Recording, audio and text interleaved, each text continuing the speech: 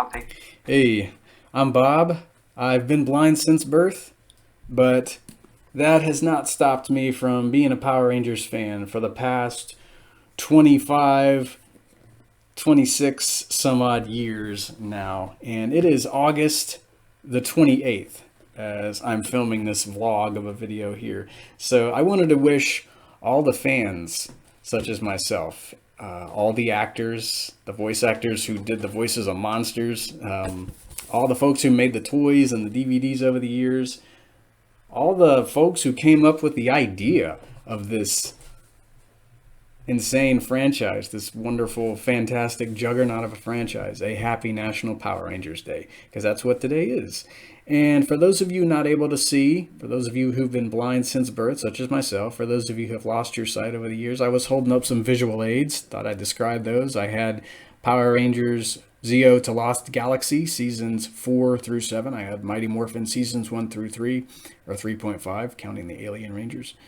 And I had Lost Galaxy Blue from the Lightning Collection, just doing a couple of visual aids for you guys. So I figured I'd do a Where Were You When You Saw Power Rangers for the first time kind of a vlog. And I'll try to make it as short and sweet as I can. I was 10 years old. It was the summer of 94. We were on the crux of the summer of 94. I was staying at my grandparents' house for the weekend, and I saw A Star Is Born. That was my very first Power Rangers episode. I didn't have Fox or Fox Kids as part of my basic cable package back in Ashdown, Arkansas. So it had been on for almost a year before I would see it for the first time. And man, I got hooked just like that. I don't know if it was the Megazord or the Mega Dragon Zord or what had done it. I think it was a combination of that and the awesome monsters that were on the show. I loved the villains, and I still do. They make for fantastic action figures. So, yeah, I got hooked right then and there. And luckily, I would vacation in Memphis every summer, visiting my dad, my extended family there, and everybody up there had Fox. So that summer in 1994 was insane. I'd get up at 6:30 or 7 every morning, and I would watch the reruns, all the episodes with Rita and the original cast, every single one that I could to see what had happened, to see what I'd missed, to try and catch up on the things that I'd missed. I remember going to several different stores trying to find all five of those Green with Evil VHS tapes, because back in those days, Saban, they would release each episode in that miniseries tape after tape after tape. You had to find them, you had to buy them all separately. So it was fun trying to get all of those in order. I did watch them in order too. Thank goodness. I really would have been confused if I hadn't done that. And that was the first summer I got a Zord for the first time. I got the Megazord. I was at a Target, and my Aunt Heidi was there. She was actually the one who bought me my first Megazord, and I wasn't confident that I could transform it and combine it, but thank God I had family members who walked me through the transformation and the combinations of all the Zords I would own when I was 10, 11, 12, 13. I could still do it if I had them. I felt like I needed to give those up in high school. It's not what you think. I don't know if I'll have the heart to tell that particular story. I think those of you who know me very well can probably surmise what had happened. But suffice it to say, if I still had them, I definitely could transform and combine the original Zords, the Thunder Zords, the Ninja and the Shogun Zords, the Zeo and the Turbo Zords, and the Zords from in space. That would be fun to maybe have Hasbro re-release a lot of the old Zords that could transform and combine, so I could get those back eventually. Man, that would be awesome. But what a summer that was for a 10-year-old kid, just jumping into this franchise head first. It was insanely difficult to find the VHS tapes, the Zords. You could forget finding Power Rangers, but I remember getting the Automorphin 5 that Christmas. Mom thought I should have Green Ranger early though, so she gave him to me one day before Thanksgiving while we were riding home from school. She couldn't put him away as a stocking stuffer. She knew how much I liked that character, so Green was the first one I'd ever opened.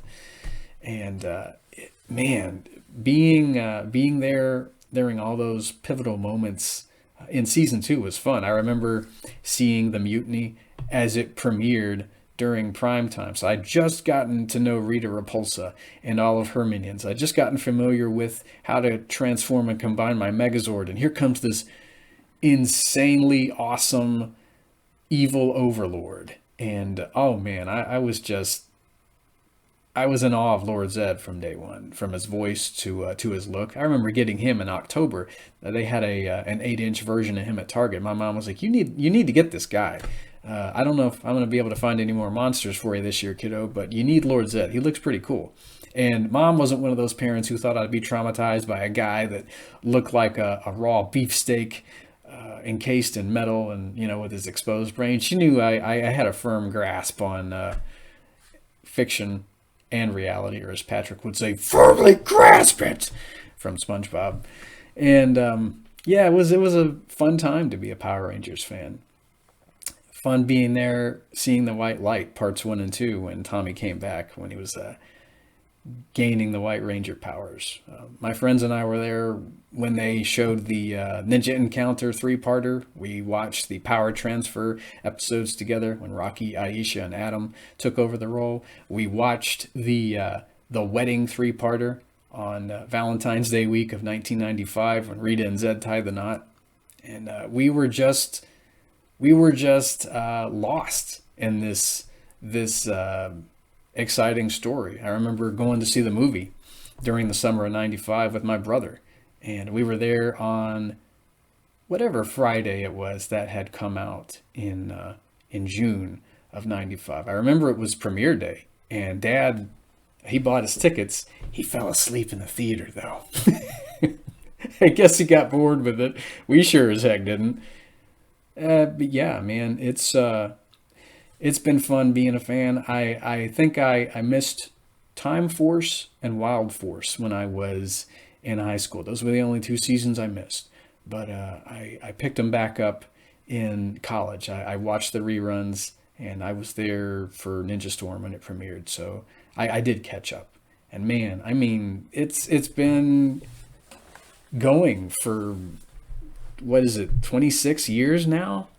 Maybe 27. I know it's been over 25. And I hope to see what Netflix is going to be able to do with the franchise now, with maybe some new series. Boom Comics, Boom Studios, man, they've just done wonders with story arcs and things. I wish I could read those. I can't go out and buy comics, so I've got to depend on Wikipedia summaries and video summaries, things like that, and the action figures from the Lightning collection, like Ranger Slayer and Lord Draken, to be able to really appreciate the designs of these new comic versions of the figures. I do play Battle for the Grid.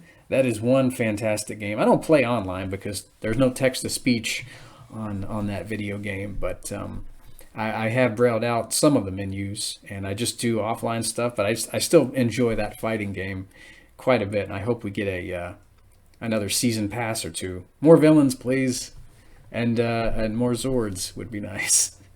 So yeah, I can't wait to see what is on the horizon for this franchise, and it's been great being a fan. I wish I'd kept up with it for that missing year and a half that I was away in high school, but I got back into it, and I haven't left since. So yeah, happy Power Rangers Day to all the actors. If anyone ever really watches this who ever did act in it, and for all the DVD and toy makers, and for fans, for parents of fans who bought all this stuff when we were kids, thank you. So that'll do for this crazy vlog. I hope it wasn't too long, and I will hear you guys in whichever video I post next. Like, subscribe, notification button, share, all this YouTube stuff, I guess. Okay.